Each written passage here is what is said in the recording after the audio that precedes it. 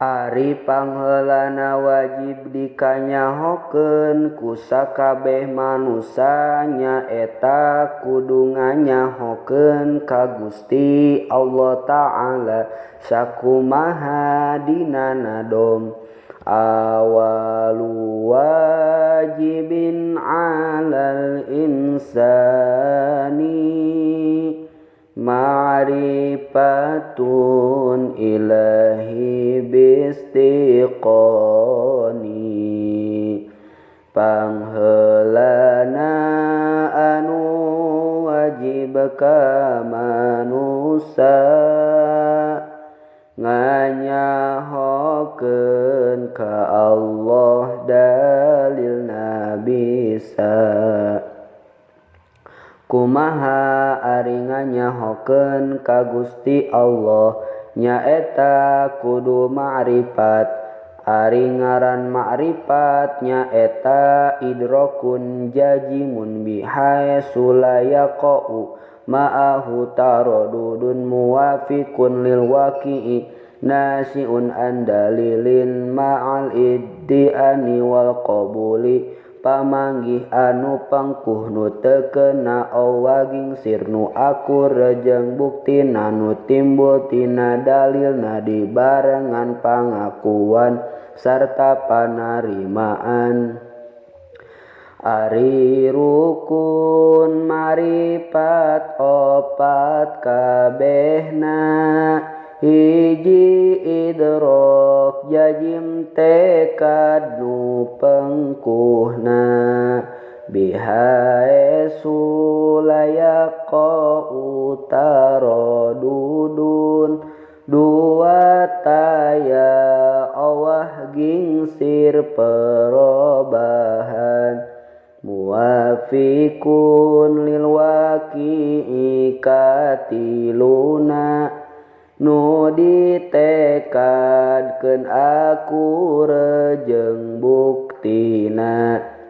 Najan jajim tekad ka Gusti Allahna ngan nyalahan dina sifatan Allahna.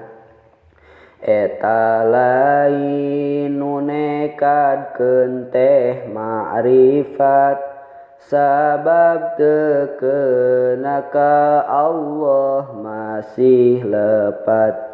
Nasiun an dalilin nu kaopatna patekadan nu timbul tina dalilna.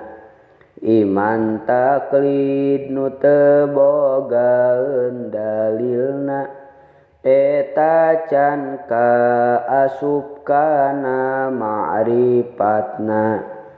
Anging jalma nu belet dina otakna dihampura ku henteu bisa dalilna. Ari nu kudu dima'rifatkeunana sifat Allah wajib moal jeung weunangna.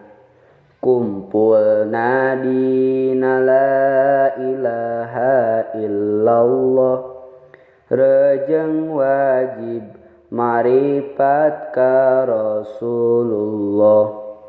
Nu wajibna nu mohalna nu weunangna jeung ma'rifat kana wartos ti anjeunna. Anu kumpulna aqidah syam'iyatna sadayana nu dina alam gaibna jeung sadaya anu wajibul wujudna nu muqayyad pedah Allah tos nyaurna.